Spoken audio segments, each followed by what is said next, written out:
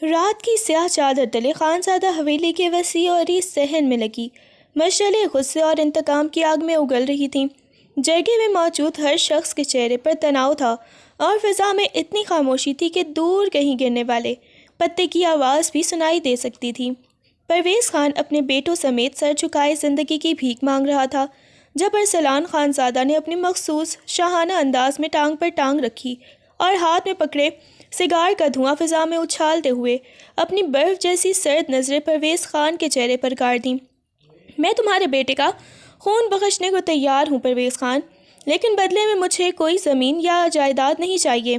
ارسلان کے لہجے کی کھنک نے وہاں موجود بڑوں کے کان کھڑے کر دیے۔ اس نے ایک گہرا سانس لیا اور شفقانہ مسکراہٹ کے ساتھ وہ بات کہہ دی جس نے جرگے میں بم پھاڑ دیا تھا۔ مجھے صرف آپ کی بیوہ بہو ایک رات کے لیے اپنے بستر پر چاہیے، ہم یہ خون معاف کر دیں گے۔ یہ سنتے ہی وہاں موجود سفید داڑھیوں والے معتبرین کے ماتھوں پر پسینہ آ گیا اور پرویز خان کا چہرہ پل بھر میں سفید پڑ گیا۔ خانزادہ خاندان کی روایت میں بیوہ کی ڈولی صرف اس کے دیور کے گھر ہی اٹھتی تھی، مگر آج ارسلان نے ان کی غیرت اور روایت دونوں کو پاؤں تلے رونڈ ڈالا تھا۔ ارسلان کی آنکھوں میں چھپا کوئی گہرا مقصد تھا یا محض بربریت، یہ کوئی نہ جان سکا، مگر پرویز خان نے اپنے بیٹے کی جان بچانے کے لیے اپنی غیرت کا سودا کرنے میں دیر نہ کی اور لرزتے ہاتھوں سے اس شرمناک فیصلے پر مہر لگا دی۔ حویلی کے اندھیرے کمرے میں حورین دیوار سے کسی سہمی ہوئی پرندے کی طرح کانپ رہی تھی لگی جب اس کا دیور دلاور غصے اور بے شرمی کا لبادہ اوڑھے کمرے میں داخل ہوا۔ اس کے چہرے پر ہمدردی کا نام و نشان تک نہ تھا، بلکہ ایک عجیب سی ہوس اور مجبوری کی ملی جلی کیفیت تھی۔ سنو حورین، بابا نے فیصلہ کر لیا ہے، اپنے بھائی کی زندگی بچانے کے لیے ہمیں یہ کڑوا گھونٹ بھرنا ہی پڑے گا۔ اس نے حورین کے قریب آ کر اس کی منجمد ہوتے وجود پر ہاتھ رکھنے کی کوشش کی تو وہ پیچھے ہٹ گئی۔ دلاور نے آواز کو تھوڑا نرم کرتے ہوئے مگر زہریلے لہجے میں کہا، صرف ایک رات کی تو بات ہے، تمہیں ارسلان خانزادہ کے بستر پر جانا ہوگا، اس کے بعد میں تم سے نکاح کر لوں گا اور تمہیں اپنی عزت بنا کر رکھوں گا۔ یہ الفاظ حورین کے کانوں میں پگھلے ہوئے سیسے کی طرح اترے، اس کے پیروں تلے سے زمین نکل گئی اور آنکھوں سے آنسو کے بند ٹوٹ گئے۔ اس نے شدت غم سے نفی میں سر ہلایا، اس کی زبان تالو سے چپک گئی تھی، مگر اس کی چیختی ہوئی خاموشی صاف کہہ رہی تھی کہ وہ اس ذلت پر موت کو ترجیح دے گی، لیکن وہاں اس کی سننے والا کوئی نہ تھا۔ حورین کی ہچکیاں اور فریادیں دیواروں سے ٹکرا کر دم توڑ رہی تھیں۔ وہ بار بار اپنے دوپٹے کے پلو سے ہاتھ جوڑ کر دلاور اور اپنے سسر پرویز خان سے رحم کی بھیک مانگ رہی تھی، لیکن ان کے دلوں پر غیرت کے بجائے اپنے بیٹے کی جان بچانے کا خود غرضانہ خوف سوار تھا۔ دلاور نے اس کے بازو سے پکڑ اسے کھینچا اور گھسیٹتے ہوئے باہر کھڑی گاڑی تک لے گیا۔ حورین کے پاؤں زمین پر رگڑتے رہے، اس کی مسامت اس وحشت کے سامنے بے اثر تھی۔ اسے ایک بے جان شے کی طرح گاڑی کی پچھلی نشست پر پھینک دیا گیا اور رات کے سناٹے کو چیرتی ہوئی وہ گاڑی ارسلان خانزادہ کی فلیٹ کی طرف روانہ ہو گئی، جہاں ایک معصوم لڑکی کو اپنی ہوس یا انتقام کی بھیٹ چڑھانے کے لیے ارسلان پہلے سے موجود تھا۔ جب گاڑی فلیٹ کے سامنے رکی تو دلاور نے آخری بار اسے دھمکی آمیز نظروں سے دیکھا اور اسے زبردستی لفٹ تک لے جا کر ارسلان کے آدمیوں کے حوالے کر دیا، جو اسے اس شخص کی دہلیز تک لے آئے جس نے ایک رات کی قیمت پر ایک خاندان کی غیرت کو خرید لیا تھا۔ ارسلان خانزادہ حویلی کے بیرونی گیٹ کے پاس اپنی کالی چمچماتی گاڑی کے ساتھ ٹیک لگائے کھڑا تھا۔ جیسے ہی دلاور حورین کو اس کے حوالے کر کے پیچھے ہٹا، ارسلان نے ایک سرد اور فاتحانہ نگاہ اس کی بے بسی پر ڈالی۔ اس نے گاڑی کی پچھلی نشست کا دروازہ کھولا اور حورین کو اندر بیٹھنے کا اشارہ کیا۔ حورین نے خود کو ایک بڑی سی کالی چادر میں اس طرح لپیٹ رکھا تھا جیسے وہ اس کپڑے کے پیچھے اپنی روح کو چھپانے کی کوشش کر رہی ہو۔ وہ کانپتے ہوئے قدموں سے گاڑی میں جا بیٹھی اور سیٹ کے ایک کونے میں سمٹ کر خود کو جتنا ہو سکے چھوٹا کر لیا۔ گاڑی جیسے ہی سڑک پر دوڑی، حورین کی سسکیوں کی آواز خاموش ماحول میں گونجنے لگی۔ وہ خوف سے بے حال تھی کہ اب اس کے ساتھ کیا ہوگا۔ اس کی مسلسل سسکیوں پر ارسلان نے ریویو ویو مرر سے اسے دیکھا۔ اس کی آنکھیں جذبات سے آ رہی تھیں۔ اس نے بھاری اور روب دار آواز میں صرف ایک لفظ کہا، خاموش۔ ارسلان کے اس ایک لفظ کی گونج اتنی طاقتور تھی کہ حورین کا دم جیسے سینے میں ہی اٹک گیا تھا۔ اس نے ڈر کے مارے اپنے لب دانتوں تلے دبا لیا اور مزید سہم کر کھڑکی سے باہر دیکھنے لگی، جہاں اندھیرا اس کے مستقبل کی طرح گہرا ہوتا جا رہا تھا۔ ارسلان نے فلیٹ کا بھاری دروازہ کھولا تو حرین کو لگا جیسے وہ اپنی موت کی کوٹھڑی میں قدم رکھ رہی ہو۔ اس کا سر جھکا ہوا تھا اور چادر کے اندر اس کے ہاتھ شدت خوف سے ایک دوسرے میں پیوست تھے، مگر جیسے ہی اس نے قدم اندر رکھا، سامنے کا منظر دیکھ کر اس کی ساکت ہوتی سانسیں الجھ گئیں۔ کمرے کے وسط میں صوفے پر سفید لباس اور عمامہ پہنے ایک بزرگ مولوی صاحب تشریف فرما تھے، جن کے دونوں اطراف دو سنجیدہ صورت مرد بطور گواہ بیٹھے تھے، جن کے سامنے میز پر نکاح کا رجسٹر کھلا ہوا تھا۔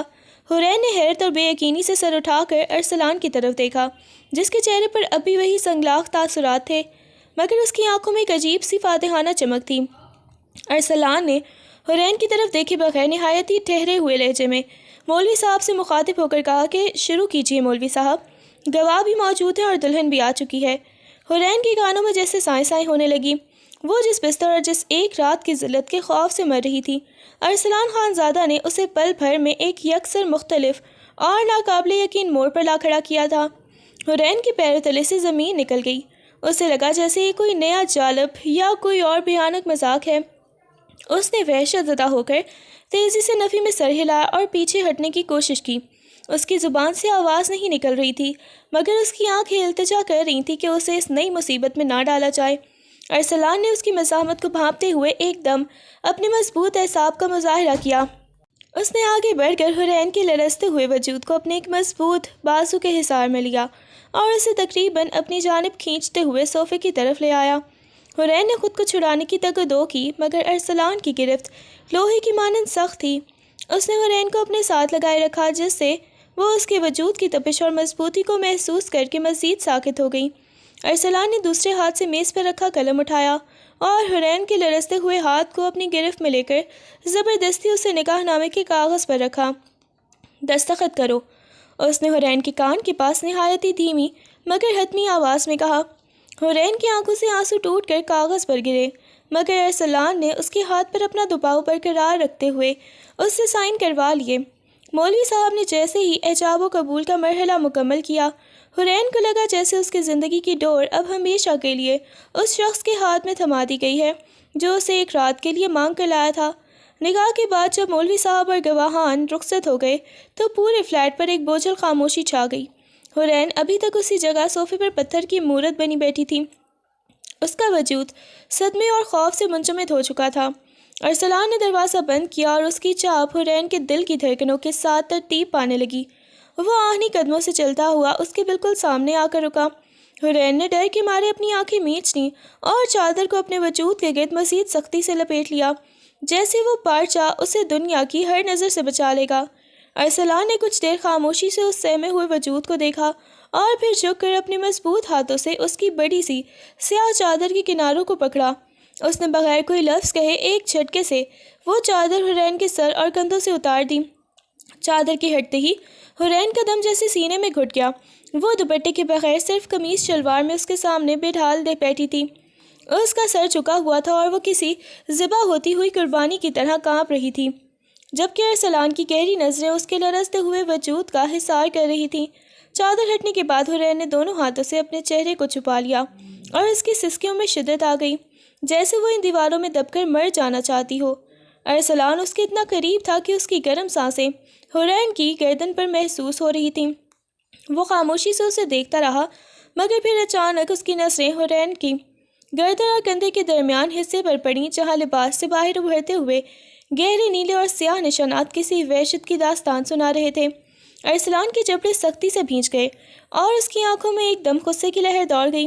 اس نے آہستگی سے اپنا ہاتھ بڑھایا اور اپنی پوروں سے ان بدصورت زخموں کو چھوا جو کسی بے رحم تشدد کا نتیجہ تھے۔ جیسے ہی ارسلان کی ٹھنڈی پوریں حرین کے حساس جلد پر لگیں، وہ بجلی کے جھٹکے کی طرح تڑپ کر پیچھے ہوئی، مگر ارسلان نے دوسرے ہاتھ سے اس کا بازو تھام کر اسے وہیں ساکت کر دیا۔ اس کا لمس اب ہوس کا نہیں بلکہ ایک عجیب سی تپش اور کرب کا تھا۔ وہ ان زخموں کو اس طرح دیکھ رہا تھا جیسے وہ حرین کے جسم پر نہیں بلکہ اس کے اپنے غرور پر لگے ہوں۔ یہ سب کس نے کیا؟ اس نے دبی دبی آواز میں پوچھا، مگر حرین کے پاس سوائے آنسوؤں کے کوئی جواب نہ تھا۔ ارسلان کی پوروں کا لمس جب ان کے دکھتے ہوئے نشانات پر پڑا تو حرین نے تکلیف اور کرب سے آنکھیں میچ لیں۔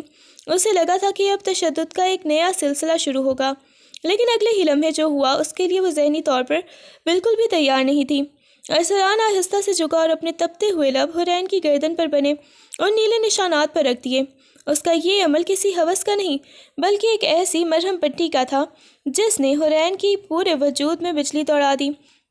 حرین کا روتا ہوا دل ایک پل کے لیے دھڑکنا بھول گیا۔ اس کے سسکیاں لبوں کے قید خانے میں دم توڑ گئیں اور وہ ساکت ہو کر رہ گئی۔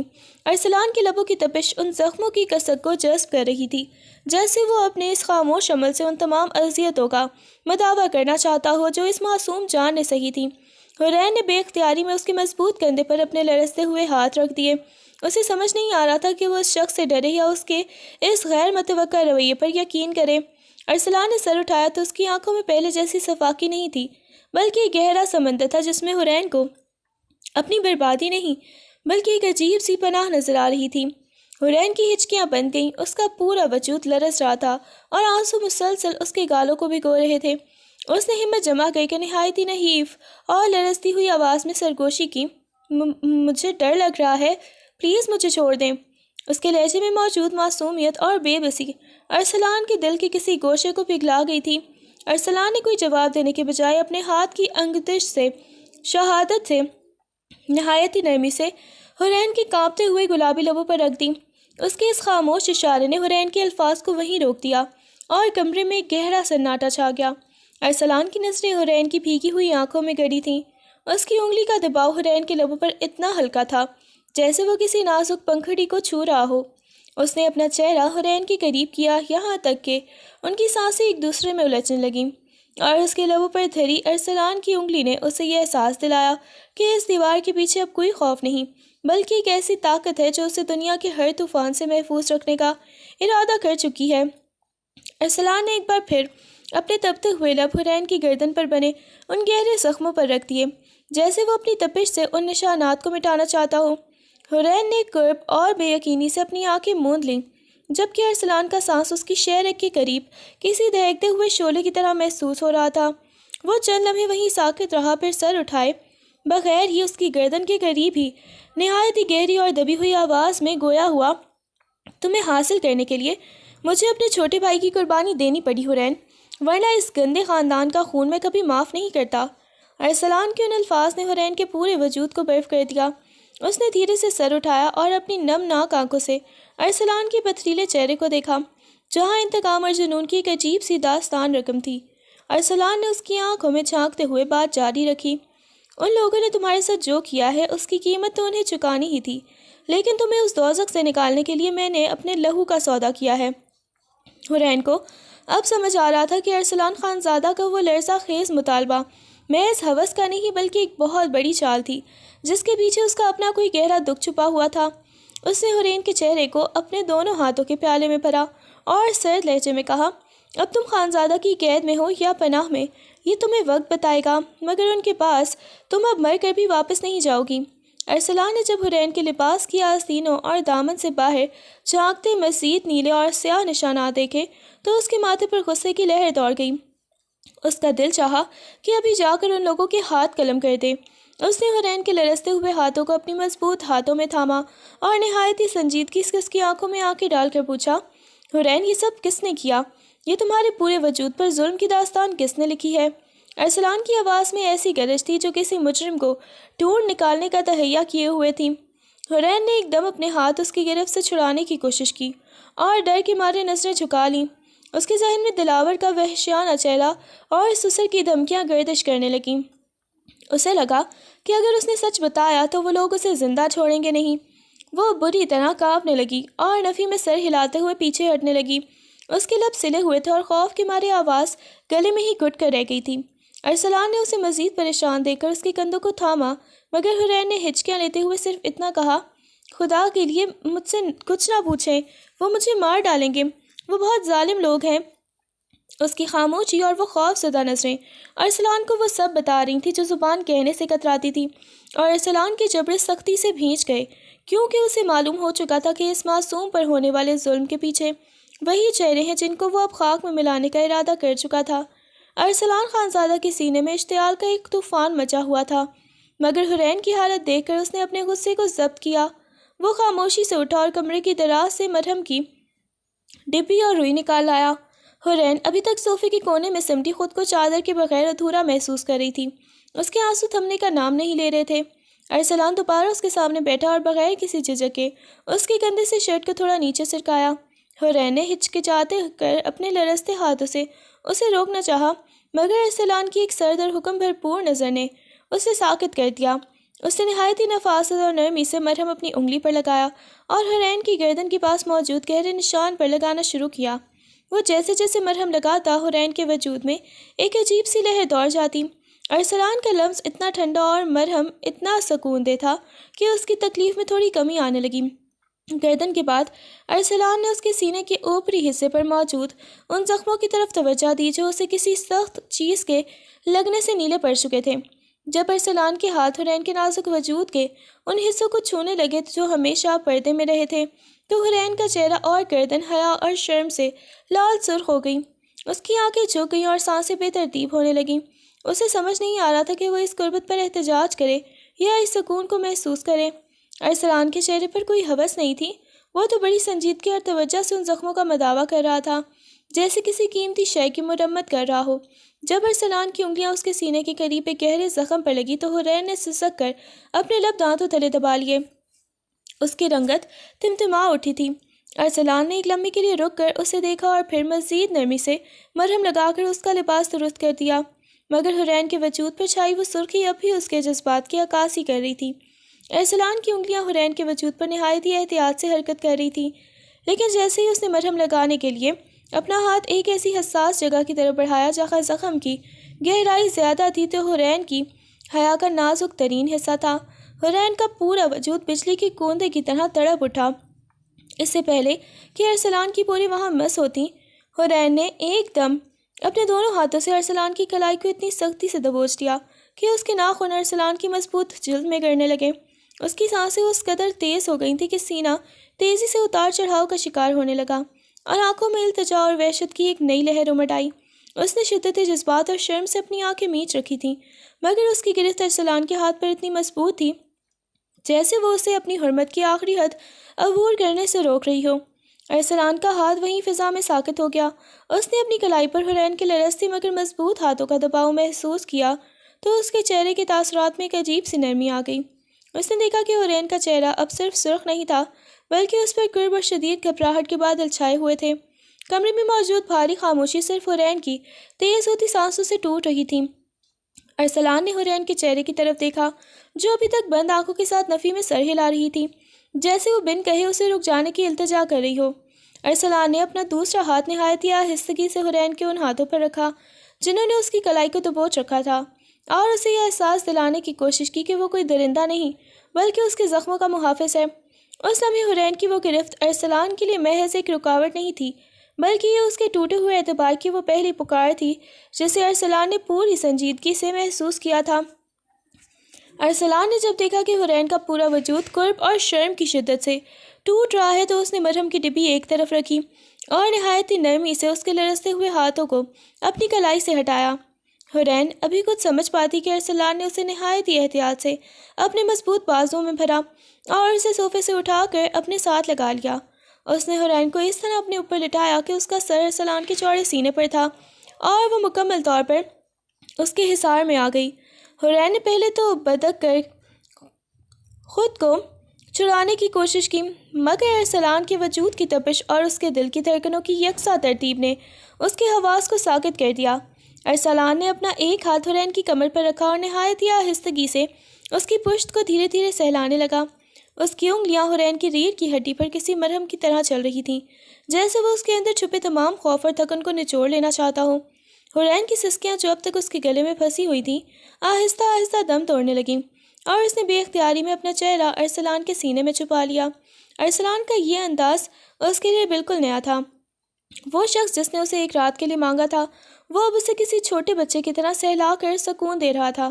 کمرے کے نیم اندھیرے میں ارسلان کا ہاتھ مسلسل اس کی پشت پر گردش کرتا رہا جس سے حورین کے مجمد اعصاب پگھلنے لگے۔ اس سہلاہٹ میں اسے ایک ایسا جادو تھا کہ حورین کو برسوں بعد خود کو محفوظ ہونے کا احساس ہوا۔ ارسلان نے اس کے بالوں میں اپنی انگلیاں پھنسائیں اور لب اس کے سر پر رکھ دیے، جبکہ اس کا دوسرا ہاتھ ابھی اسے سکون پہنچانے کے لیے اس کی پشت کو سہلا رہا تھا۔ یہاں تک کہ حرین کی سانسیں ہموار ہونے لگیں اور وہ اسی کے سینے پر اپنی آنکھیں مونتی چلی گئیں۔ ارسلان نے اسے خود سے جدا نہیں کیا بلکہ اسے اپنی باہوں میں سمیٹے اس ظلم کا حساب سوچنے لگا جس نے اس پھول جیسی لڑکی کو مرجھا کر رکھ دیا تھا۔ اگلی صبح جب سورج کی پہلی کرن نے خانزادہ حویلی کے برآمدے کو چھوا تو فضا میں ایک عجیب سی سنگینی تھی۔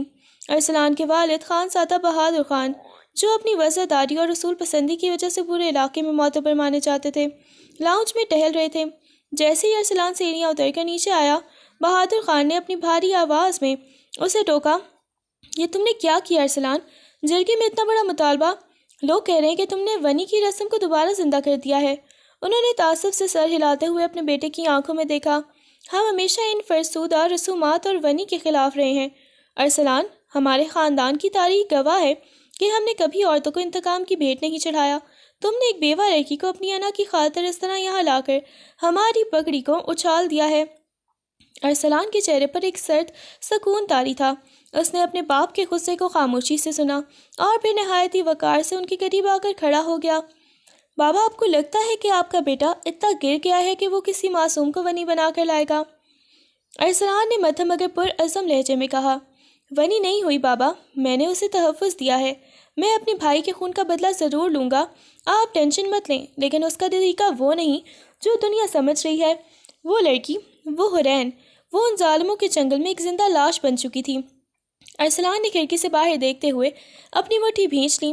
میں نے اسے ان درندوں کے حصار سے نکالا ہے بابا، اس کے پورے وجود پر ان کے ظلم کے نشانات ہیں۔ اگر میں اسے ایک رات کے بہانے وہاں سے نہ لاتا تو وہ اسے مار ڈالتے۔ وہ اب میری ذمہ داری ہے، میں جانتا ہوں میں کیا کر رہا ہوں، آپ بس مجھ پر بھروسہ رکھیں، میں ان ظالموں کو ان کے کیے کی وہ سزا دوں گا کہ ان کی نسلیں یاد رکھیں گی، مگر اس معصوم کو اب کوئی آنکھ اٹھا کر بھی نہیں دیکھ سکے گا۔ بہادر خان اپنے بیٹے کے لہجے میں چھپی اس گہری ہمدردی اور عزم کو دیکھ کر خاموش ہو گئے۔ انہیں احساس ہوا کہ ارسلان نے ایک بہت بڑا جوا کھیلا ہے، مگر اس کا مقصد اتنا ہی پاکیزہ تھا جتنا اس کا غصہ شدید۔ ارسلان کی والدہ بیگم زبیدہ بہاری دل کے ساتھ سیڑھیاں چڑھ کر ارسلان کی مخصوص اپارٹمنٹ والے حصے کی طرف بڑھ گئیں۔ ان کے ذہن میں ہزاروں سوالات اور ایک مخلص ماں کا اضطراب تھا، مگر جیسے ہی انہوں نے کمرے کا دروازہ آہستگی سے کھولا، سامنے کا منظر دیکھ کر ان کی ممتا تڑپ اٹھی۔ نیم اندھیرے کمرے میں بستر کے ایک کونے میں سمٹی ہوئی حرین سوئی ہوئی تھی، مگر اس کی نیند میں بھی وہ سکون نہیں تھا جو ایک نوجوان لڑکی کے چہرے پر ہونا چاہیے۔ اس کے چہرے پر آنسوؤں کے خشک نشانات تھے اور وہ خواب میں بھی شاید کسی خوف سے لڑ رہی تھی، کیونکہ اس کے ہاتھ اب بھی چادر کو سختی سے تھامے ہوئے تھے۔ بیگم زبیدہ دبے قدموں بستر کے قریب پہنچی اور بیڈ کے کنارے پر بیٹھ گئیں۔ انہوں نے دیکھا کہ اس معصوم لڑکی کا چہرہ زرد پڑ چکا تھا، جیسے برسوں سے اسے دھوپ اور خوش نصیبی نہ ہوئی ہو۔ ایک گہرا سانس لیتے ہوئے انہوں نے اپنا کانپتا ہوا ممتا بھرا ہاتھ حرین کے بکھرے ہوئے ریشمی بالوں پر رکھا اور نہایت ہی شفقت سے ان میں انگلیاں چلانے لگیں۔ بالوں کی سہلاہٹ نے شاید حرین کے لاشعور کو یہ احساس دلایا کہ اب وہ کسی محفوظ حصار میں ہے، کیونکہ اس کے چہرے کا تناؤ دھیرے دھیرے کم ہونے لگا۔ بیگم زبیدہ کی آنکھوں میں آنسو آ گئے جب انہوں نے اس کے گالوں پر موجود زردی کو قریب سے دیکھا۔ وہ تھوڑا سا آگے جھکیں اور حرین کی ٹھنڈی پیشانی پر اپنی محبت اور دعاؤں بھرا بوسہ ضبط کر دیا۔ اس ایک لمس میں وہ تمام تسلی تھی جو ایک ماں اپنی بیٹی کو دے سکتی ہے۔ حرین نے نیند میں ہی ایک گہرا سانس لیا، جیسے اسے مدتوں بعد کسی نے بنا کسی مطلب اور لالچ کے پیار کیا ہو۔ بیگم زبیدہ وہیں بیٹھی اسے دیکھتی رہیں اور دل ہی دل میں ارسلان کے اس فیصلے کو سراہنے لگیں، کیونکہ وہ سمجھ چکی تھیں اس کلی کو کسی بستر کی زینت بنانے کے لیے نہیں، بلکہ کسی درندے کی گرفت سے بچانے کے لیے ارسلان اسے اس گھر میں لے کر آیا ہے۔ ان کا دل گواہی دے رہا تھا کہ اب یہ لڑکی اس گھر کی مظلوم بہو نہیں، بلکہ ان کے اپنے جگر کا ٹکڑا بن کر رہے گی۔ حرین نے جیسے ہی اپنی بوجھل آنکھیں کھولیں اور اپنے سامنے ایک اجنبی مگر باوقار خاتون کو دیکھا تو وہ کسی بجلی کی جھٹکے کی طرح بستر پر تڑپ کر آخری کونے تک سمٹ گئی۔ اس کی سانسیں ایک دم اکھڑ گئیں اور اس نے اپنی چادر کو دیوانہ وار اپنے گرد لپیٹ لیا۔ اس کی آنکھیں خوف سے پھیلی ہوئی تھیں، جیسے اسے لگ رہا ہو کہ اب یہاں کسی بھی امتحان کا یا تانے کا سامنا کرنا پڑے گا۔ بیگم زبیدہ نے اسے یہ وحشت دیکھی تو ان کا کلیجہ منہ کو آ گیا۔ وہ سمجھ گئیں کہ یہ معصوم لڑکی ان ظالموں کے ہاتھ کس قدر ذہنی اور جسمانی اذیت سہ کر آئی ہے کہ اسے اپنے اپنوں کی شفقت سے بھی ڈر لگ رہا ہے۔ ڈر نہیں میری جان، میں تمہاری ماں جیسی ہوں۔ بیگم زبیدہ نے اسے تسلی دینے کی کوشش کی، مگر حرین کی کپکپاہٹ کم نہ ہوئی۔ اسے سہمے ہوئے دیکھ کر بیگم زبیدہ مزید اسے پریشان نہیں کرنا چاہتی تھیں، اس لیے وہ ایک گہری اور افسردہ نظر اس پر ڈال کر کمرے سے باہر نکل آئیں۔ باہر کوریڈور میں ارسلان دیوار سے ٹیک لگائے خاموش کھڑا تھا، جیسے اپنی ماں کے رد عمل کا انتظار کر رہا ہو۔ بیگم زبیدہ نے پاس آ کر اس کے بازو پر ہاتھ رکھا، ان کی آنکھیں نم تھیں۔ ارسلان وہ لڑکی نہیں بلکہ ایک زخمی روح ہے، انہوں نے بھرائی ہوئی آواز میں کہا۔ میں نے اس کی آنکھوں میں وہ خوف دیکھا ہے تو انسان کو جیتے جی مار دیتا ہے۔ وہ ان درندوں کے حصار سے تو نکل آئی ہے مگر اس کا ڈر ابھی اس کے اندر قید ہے۔ انہوں نے ارسلان کی آنکھوں میں جھانک کر تاکید کی۔ اس کا بہت خیال رکھا کرو ارسلان، اسے اب کسی تلخ لہجے یا سختی کی ضرورت نہیں، اسے صرف تمہارے احساس اور توجہ کی ضرورت ہے۔ اسے یقین دلاؤ کہ وہ یہاں محفوظ ہے، ورنہ یہ خوف اسے اندر سے ختم کر دے گا۔ ارسلان نے اپنی ماں کی بات سن کر ایک گہرا سانس لیا اور اپنی نظریں جھکا لیں۔ اس کے چہرے کی سختی برقرار تھی مگر خاموشی بتا رہی تھی کہ وہ اپنی ماں کی کہی ہوئی ایک ایک بات کو اپنے دل پر نقش کر چکا ہے۔ اس نے بنا کچھ کہے لفظ میں صرف سر ہلایا، مگر اس کے ذہن میں حرین کی وہ سہمی ہوئی صورت گھوم گئی جسے اب اسے دنیا کے ہر طوفان سے بچانا تھا۔ ارسلان ملازمہ کے پیچھے کمرے میں داخل ہوا جس کے ہاتھ میں کھانے کی ٹرے تھی۔ حرین ابھی تک صوفے کے کونے میں سر جھکائے بیٹھی تھی، جیسے اس کی آمد سے اسے ایک بار پھر اپنی کمزوری کا احساس ہوا ہو۔ ارسلان نے ملازموں کو اشارہ کیا کہ وہ کھانا میز پر رکھ کر چلی جائے، اور جب وہ باہر نکل گئی تو ارسلان نے خاموشی سے حرین کی طرف دیکھا جو اپنی انگلیاں مروڑ رہی تھی۔ کھانا کھا لو، تم نے کل سے کچھ نہیں کھایا، اس نے سادہ مگر حتمی لہجے میں کہا۔ حرین نے کوئی جواب نہ دیا، بس اس کا سر جھکا ہوا جو تھا وہ مزید جھک گیا۔ ارسلان جانتا تھا کہ وہ اس وقت کس ذہنی کیفیت سے گزر رہی ہے۔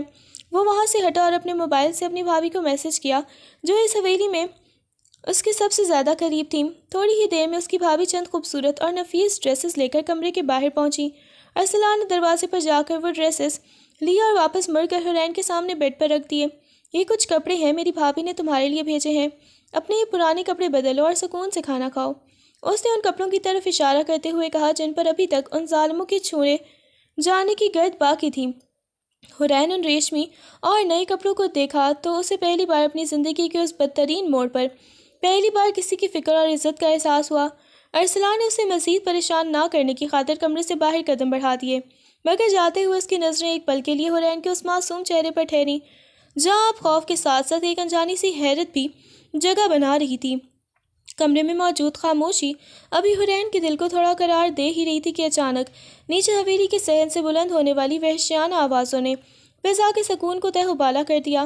دلاور اپنے چند مسلح ساتھیوں کے ساتھ گیٹ پر کھڑا دہاڑ رہا تھا۔ ارسلان خانزادہ، باہر نکل بزدل انسان، تجھے وہ لڑکی ایک رات کے لیے دی تھی، تو نے نکاح کر کے ہماری پیٹھ میں چھرا کھونپا ہے، باہر آ، آج میں تجھے کتے کی موت ماروں گا۔ اس کی آواز میں وہی درندگی تھی جس نے حرین کی روح کو زخموں سے چنی کیا تھا۔ دلاور کی آواز حرین کے کانوں میں پڑتے ہی اس پر ایک لرزہ طاری ہو گیا۔ ماضی کے تمام خوفناک مناظر کسی فلم کی طرح اس کی آنکھوں کے سامنے گھوم گئے۔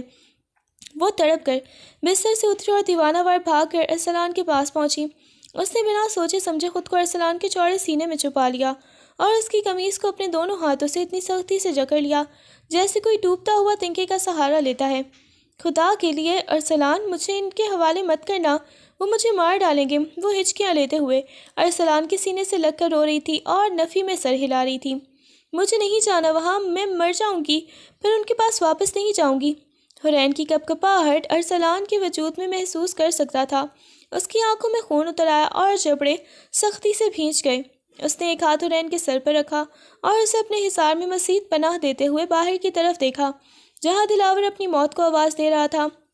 ارسلان کا لمس اس وقت حرین کے لیے وہ واحد ڈھال تھا جو اسے اس درندے سے بچا سکتا تھا۔ اس نے دبی ہوئی مگر خطرناک آواز میں سرگوشی کی، خاموش حرین، اب کوئی تجھے چھو بھی نہیں سکے گا، یہ میرا وعدہ ہے۔ ارسلان نے حرین کو نرمی سے خود سے الگ کیا اور اس کے دونوں شانوں کو تھام کر اس کی آنکھوں میں آنکھیں ڈال کر دیکھا جن میں سے وقت صرف موت کا خوف رقص کر رہا تھا۔ تم یہاں سے ہلنا مت، اس نے ایک فیصلہ کن لہجے میں کہا اور کمرے سے باہر نکل گیا۔ اس کے قدموں کی چاپ میں وہ غیظ و غضب تھا جو کسی آنے والے طوفان کا پیش خیمہ ہوتا ہے۔ جیسے ہی ارسلان حویلی کے برآمدے میں پہنچا، سامنے دلاور کو دیکھ کر اس کا خون جوش مارنے لگا۔ دلاور ابھی تک مغلظات بک رہا تھا مگر جیسے ہی ارسلان کی ہیبت ناک شخصیت اس کے سامنے آئی، اس کے ساتھیوں کے ہاتھ خود بخود اسلحے پر جم گئے۔ ارسلان نے سیڑھیوں پر کھڑے ہو کر نیچے کھڑے دلاور پر اپنی عقابی نظریں گاڑ دیں اور ایک ایسی دھاڑ ماری کہ پورے صحن میں سناٹا چھا گیا۔ دفع ہو جاؤ یہاں سے، اس سے پہلے کہ میرا صبر جواب دے جائے اور میں بھول جاؤں کہ تم کس کے بھائی تھے۔ ارسلان کی آواز میں چھپی نفرت اور حقارت دلاور کے چہرے پر تھپڑ کی طرح لگی۔ اس نے ایک قدم نیچے بڑھایا اور گرج کر بولا، حرین کا اب تم سے یا تمہارے اس غلیظ خاندان سے کوئی لینا دینا نہیں ہے۔ وہ اب ارسلان خانزادہ کی منکوحہ ہے، اس گھر کی عزت ہے۔ اگر اب تمہاری زبان سے اس کا نام بھی نکلا تو یاد رکھنا میں وہ زبان کھینچ لوں گا۔ دلاور نے غصے سے دل ملا کر آگے بڑھنا چاہا، مگر ارسلان کی آنکھوں میں جل تھی۔ انتقام کی آگ دیکھ کر اس کے قدم رک گئے۔ ارسلان نے اپنی پستول نکال کر عین سامنے کی اور سرد لہجے میں کہا، ایک رات کا سودا تم نے کیا تھا، میں نے تو اسے زندگی دی ہے۔ اب اگر تم نے اس حویلی کی دیوار کی طرف بھی دیکھا تو تمہارا جنازہ یہاں سے اٹھے گا۔ نکل جاؤ یہاں سے، اس سے پہلے کہ میں تمہارے خون سے یہ صحن رنگ دوں۔ ارسلان کا غصہ اس قدر شدید تھا کہ دلاور اور اس کے کارندے پیچھے ہٹنے پر مجبور ہو گئے، جبکہ اوپر کمرے میں کھڑکی کے پیچھے چھپی حرین لرزتے ہاتھوں سے ارسلان کی اس ڈھال کو دیکھ رہی تھی جو آج اس کی بقا کی جنگ لڑ رہا تھا۔ اس کہانی میں اب ایک ایسا موڑ آنے والا تھا جو برسوں پرانے دیے ہوئے زخموں کو پھر سے تازہ کرنے والا تھا۔ ارسلان جب واپس کمرے میں آیا تو حرین ابھی اسی طرح سہمی ہوئی تھی، مگر ارسلان کی نظروں میں اس کے لیے اب صرف ہمدردی نہیں بلکہ ایک دیرینہ اپنائیت اور دکھ بھی شامل ہو چکا تھا۔ دراصل حرین کوئی اجنبی نہیں تھی، وہ ارسلان کی سگی پھپھو کی بیٹی تھی۔ برسوں پہلے ارسلان کے باپ کی بہن کا نکاح اسی ظالم خاندان میں ہوا تھا، جہاں ان پر اس قدر مظالم ڈھائے گئے کہ جب حرین کی پیدائش ہوئی تو وہ ان کی ستم سہتے سہتے دم توڑ گئیں۔ ارسلان کے خاندان نے بہت کوشش کی کہ وہ اپنی بہن کی آخری نشانی یعنی حرین کو اپنے پاس لے آئیں، مگر ان سنگ دل لوگوں نے حرین کی دشمنی کی آگ میں جلانے کے لیے اپنے پاس ہی رکھا انہیں، اور اسے کبھی ننیال سے ملنے نہ دیا۔ ارسلان نے اسے پہلی بار تب دیکھا تھا جب وہ جوان ہو رہی تھی۔ وہ اسے دور سے دیکھتا اس کی معصومیت اور ان آنکھوں میں چھپا قرب سے اسے تڑپا دیتا تھا۔ اسے اس معصوم کلی سے محبت ہو گئی تھی، مگر وہ مجبور تھا کیونکہ حرین کا نکاح اس کے چچا کے بیٹے سے کر دیا گیا تھا۔ ارسلان نے اپنا دل مسل کر صبر کر لیا، لیکن قدرت کا کرنا ایسا ہوا کہ حرین کا شوہر ایک حادثے میں مارا گیا اور وہ چھوٹی سی عمر میں ہی بیوہ ہو گئی۔ بیوہ ہونے کے بعد حرین پر ظلم کے پہاڑ ٹوٹ پڑے۔ اس کا دیور اور دلاور اور باقی سسرالی اسے منحوس کہتے اور اس کے پورے وجود کو اپنے تشدد کا نشانہ بناتے تھے۔ ارسلان یہ سب دیکھتا تھا، اس کا خون کھولتا تھا جب وہ اسے اپنی نیلی پڑی ہوئی گردن اور لرزتے ہاتھوں کے ساتھ دیکھتا۔ اسی لیے جب اس کے بھائی کے قتل کا معاملہ اٹھا تو ارسلان نے جرگے میں ایک رات کا وہ بھیانک مطالبہ صرف اس لیے کیا تھا تاکہ وہ حرین کو قانونی طور پر اس جہنم سے نکال سکے۔ وہ جانتا تھا کہ وہ لوگ اسے کبھی عزت سے نہیں دیں گے، اس لیے اسے ایک کڑوا گھونٹ بھرنا ہی پڑا۔ اب جب وہ حرین کے سامنے کھڑا تھا تو اس کے ذہن میں اپنی پھپھو کا وہ ادھورا چہرہ اور حرین پر ہونے والے برسوں کے ظلم گردش کر رہے تھے۔ اس نے حرین کے قریب آ کر نہایت ہی دھیمی آواز میں کہا، تمہیں لگتا ہے کہ میں تمہیں ایک رات کے لیے لایا ہوں؟ حرین، تم اس خون کا حصہ ہو جو میری رگوں میں دوڑ رہا ہے، تم میری پھپھو کی نشانی ہو جنہیں ان ظالموں نے کھا لیا۔ میں تمہیں برسوں سے ان کی قید میں سسکتے دیکھ رہا تھا، میں تمہیں ان کے رحم و کرم پر کیسے چھوڑ سکتا تھا؟ تمہارا نکاح ہوا، تم بیوہ ہوئی، تم پر ستم ہوئے۔ ارسلان خانزادہ کی نظر تمہارے ایک ایک آنسو پر تھی۔ اب تم اس گھر میں ونی بن کر نہیں بلکہ اس گھر کی اصل وارث اور میری محبت بن کر آئی ہو۔ حرین نے حیرت سے اپنی بڑی بڑی آنکھیں اٹھا کر اسے دیکھا۔ اسے یقین نہیں آ رہا تھا کہ جس شخص کو وہ اپنی بربادی کا سبب سمجھ رہی تھی وہ تو برسوں سے اس کی پناہ گاہ بننے کے خواب دیکھ رہا تھا۔ اس کے ننیال کا یہ انکشاف اس کے لیے کسی معجزے سے کم نہ تھا، مگر اس کے دل میں ابھی یہ سوال تھا کہ کیا واقعی وہ اتنی محبت اور عزت کی حقدار ہے؟ نکاح کے اس ہنگامہ خیز موڑ کے بعد 2-3 دن ایسے گزرے کہ حرین کو پورے گھر میں ارسلان کہیں نظر نہیں آیا۔ اسے بتایا گیا کہ وہ کسی ضروری کام سے شہر سے باہر گیا ہے، مگر حرین کے لاشعور میں ارسلان کا وہ آخری جملہ کہ تم میری پھپھو کی نشانی ہو کسی گہرے زہر کی طرح پھنس گیا تھا۔ ان 3 دنوں میں حویلی کا نقشہ ہی بدل گیا تھا۔ وہ گھر جسے وہ دشمن کا ٹھکانہ سمجھ رہی تھی اسے اپنی ماں کی مہک دینے لگا تھا۔ ارسلان کے بابا یعنی حرین کے سگے ماموں بہادر خان صاحب اب گھنٹوں حرین کے پاس بیٹھتے۔ وہ جب بھی کمرے میں آتے ان کی آنکھیں اپنی بہن کی یاد میں بھر آتیں۔ وہ حرین کے سر پر ہاتھ رکھتے تو اسے لگتا جیسے برسوں کی یتیمی ختم ہو گئی ہو۔ تمہاری آنکھیں بالکل تمہاری ماں جیسی ہیں حرین، ماموں نے اس کے پاس بیٹھتے ہوئے نہایت ہی شفقت سے کہا۔ ہم نے تمہیں ان درندوں سے چھڑانے کی بہت کوشش کی، مگر وہ لوگ دشمنی میں اتنے اندھے تھے کہ انہوں نے ہماری بہن کی آخری نشانی کو بھی ہم سے دور رکھا۔ ارسلان نے جو راستہ چنا وہ کٹھن ضرور تھا، مگر اس کے سوا تمہیں اس دوزخ سے نکالنے کا کوئی اور راستہ نہیں تھا۔ ماموں اسے اپنی بہن کے بچپن کے قصے سناتے اور اسے بتاتے کہ وہ کتنی لاڈلی تھی۔ حورین جو اب تک صرف تشدد اور طعنے سنتی آئی تھی، ان میٹھی باتوں سے اس کے اندر کا زخم بھرنے لگا تھا۔ اسے یہ دیکھ کر حیرت ہوتی کہ اس گھر کا ہر فرد، بیگم زبیدہ، اس کی بھابھی اور یہاں تک کہ ملازم بھی اسے کسی شہزادی کی طرح پرو رہے تھے، مگر ان سب کے لیے درمیان اس کی نظریں لاشعوری طور پر دروازے کی طرف اٹھ جاتی۔ وہ سوچتی کہ ارسلان کہاں ہے، وہ شخص جس نے اسے اس تاریکی سے نکالا، جس نے اسے اپنا نام دیا اور جس نے اس کے زخموں پر اپنے لب رکھے تھے۔ وہ اچانک اسے ان سب کی محبت کے درمیان تنہا چھوڑ کر کہاں چلا گیا؟ اسے ارسلان کی وہ سنجیدہ آواز اور اس کا مضبوط لمس یاد آنے لگا تھا۔ حورین کو محسوس ہو رہا تھا کہ جیسے جیسے اس کا خوف ختم ہو رہا ہے، اس کے دل میں ارسلان خانزادہ کے لیے ایک عجیب سی بے چینی اور انتظار جگہ بنا رہا ہے۔ 3 دن کی طویل اور پراسرار خاموشی کے بعد جب رات کا پچھلا پہر تھا اور پوری حویلی گہری نیند کی آغوش میں تھی، ارسلان خانزادہ نے خاموشی سے اپنے کمرے کی طرف قدم رکھا۔ کمرے میں مدھم سی روشنی تھی جو حورین کے چہرے پر پڑ رہی تھی۔ وہ ان 3 دنوں میں پہلی بار اتنی پرسکون نیند سو رہی تھی۔ اس کے چہرے پر اب وہ وحشت نہیں تھی، بلکہ ماموں اور ممانی کی شفقت نے اسے ایک انجانا سا قرار دے دیا تھا۔ اس کی زلفیں ماتھے پر بکھری ہوئی تھیں اور وہ چادر میں لپٹی کسی معصوم کلی کی طرح بے خبر سو رہی تھی۔ ارسلان کچھ دیر وہاں کھڑا اسے دیکھتا رہا۔ اس کی تھکی ہوئی آنکھوں میں حورین کو دیکھ کر ایک عجیب سی چمک آ گئی۔ وہ آہستہ سے بستر کے قریب ہوا اور جھک کر نہایت ہی نرمی مگر مضبوطی سے اسے بازوؤں میں تھام گئے اپنی طرف کھینچا۔ حورین کی نیند ایک دم سے ٹوٹ گئی۔ وہ ہڑبڑا کر اٹھنے لگی، مگر جیسے ہی اس کے وجود نے ارسلان کے چوڑے سینے کی مانوس تپش اور اس کی مخصوص عطر کی خوشبو کو محسوس کیا، اس کی مزاحمت وہیں دم توڑ گئی۔ ارسلان نے اسے اپنے حصار میں اس طرح بھرا ہوا تھا کہ ان کے درمیان ہوا کا گزر بھی مشکل تھا۔ حورین نے مدھم روشنی میں ارسلان کے تھکے ہوئے مگر پرکشش چہرے کو دیکھا۔ اس کے لبوں پر سوال تھے، مگر ارسلان نے اسے بولنے کا موقع ہی نہ دیا۔ اس نے اپنا چہرہ حورین کے گلابی گال کے قریب کیا اور نہایت ہی پیار اور شدت سے وہاں اپنا بوسہ ضبط کر دیا۔ ارسلان کے لبوں کا لمس حورین کے وجود میں کسی جادو کی طرح سرایت کر گیا۔ اس کی آنکھیں بے اختیاری میں مونتی چلی گئیں۔ بہت یاد کیا تمہیں ان 3 دنوں میں، ارسلان نے اس کے کان کے پاس نہایت ہی دھیمی اور ریشمی آواز میں سرگوشی کی۔ اس کے لہجے میں وہ تمام تھکن اور تڑپ نمایاں تھی جو وہ ان دنوں میں سہ کر آیا تھا۔ حورین کا دل اس کے سینے کی دھڑکنوں کے ساتھ ترتیب پانے لگا۔ اسے محسوس ہوا کہ ارسلان کی یہ قربت اور اس کا یہ پیار بھرا انداز ان تمام زخموں کا بہترین مرہم ہے جو دنیا نے اسے دیے تھے۔ وہ خاموشی سے اس کے سینے سے سر ٹکائے اس سکون کو جذب کرنے لگی جو صرف اور صرف ارسلان کے پاس تھا۔ حورین نے اپنی بند آنکھیں کھولیں اور ارسلان کے سینے پر ہاتھ رکھتے ہوئے نہایت ہی نحیف آواز میں اعتراف کیا، مجھے آپ کی بہت یاد آ رہی تھی۔ اس کے لہجے میں وہ تمام اداسی اور تنہائی چھپی تھی جو ان 3 دنوں میں اس نے محسوس کی تھی۔ ارسلان نے جب یہ سنا تو اس کے حصار کی گرفت مزید مضبوط ہو گئی۔ اسے اندازہ ہوا کہ اب حورین کا دل بھی اس کی جانب راغب ہو رہا ہے اور وہ اس کے وجود میں اپنی پناہ تلاش کر چکی ہے۔ حورین نے اپنی گرفت اس کی قمیص پر مزید سخت کر دی، جیسے اسے ڈر ہو کہ وہ ایک بار پھر اسے تنہا چھوڑ کر کہیں چلا جائے گا۔ اس کی آنکھوں میں اب وہ پرانا خوف نہیں تھا، بلکہ ایک نئی تڑپ اور التجا تھی جو صرف ارسلان کے لیے تھی۔ اس نے اپنی بھیگی ہوئی پلکیں اٹھا کر ارسلان کی گہری آنکھوں میں جھانکا اور نہایت ہی معصومیت سے سرگوشی کی، مجھے آپ کا پیار چاہیے ارسلان، مجھے کبھی خوف سے اور خود سے دور مت کیجیے گا۔ مجھے اب آپ کے سوا کسی پر اعتبار نہیں ہے، پلیز مجھے کبھی چھوڑنا نہیں، میں اب مر کر بھی ان لوگوں کے پاس واپس نہیں جانا چاہتی۔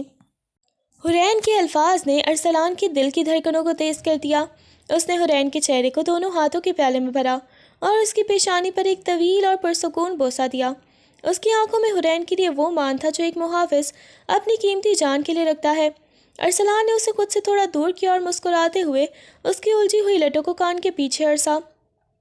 تمہیں چھوڑنے کا مطلب ہے خود کو موت کے حوالے کرنا حورین، اور میں ابھی جینا چاہتا ہوں تمہارے ساتھ، اس نے نہایت ہی دھیمے لہجے میں کہا، پھر شرارت سے اس کی ناک کو چھوا۔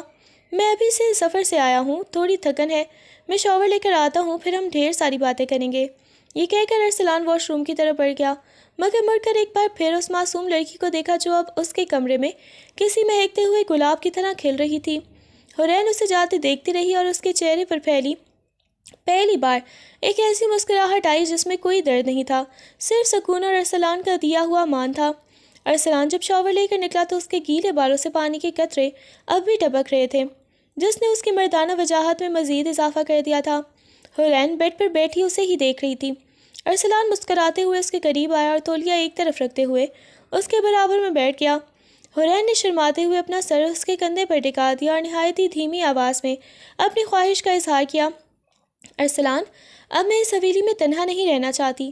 میں چاہتی ہوں کہ یہاں بچوں کی کلکاریاں گونجیں، ہمارا اپنا ایک چھوٹا سا جہان ہو۔ کیا ہم اپنی زندگی کا نیا آغاز کر سکتے ہیں؟ ارسلان نے حورین کی اس معصومانہ فرمائش پر اسے نہایت ہی محبت سے دیکھا۔ اس نے حورین کو اپنی باہوں میں سمیٹا اور اس کے کان میں سرگوشی کی۔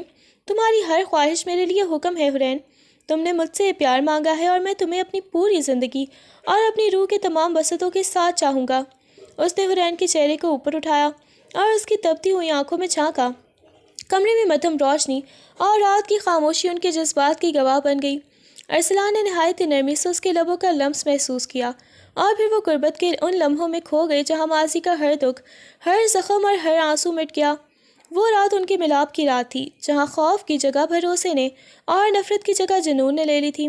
وقت گزرنے کے ساتھ ساتھ حورین کے تمام زخم نہ صرف جسمانی بلکہ ذہنی طور پر بھی بھر چکے تھے۔ آج حویلی کا وہی صحن جو کبھی خاموش اور اداس رہتا تھا اب ایک ننھے فرشتے کی ہنسی سے گونج رہا تھا۔ ارسلان اور حورین کا بیٹا شاہ زین اپنے دادا بہادر خان کی گود میں کھیل رہا تھا۔ حورین بیلکنی میں کھڑی اپنی خاندان کو دیکھ رہی تھی، مسکرا رہی تھی۔ جب ارسلان نے پیچھے سے آ کر اسے اپنی گرفت میں لیا، کیا سوچ رہی ہو خانزادی؟ اس نے حورین کے کندھے پر ٹھوڑی رکھتے ہوئے پوچھا۔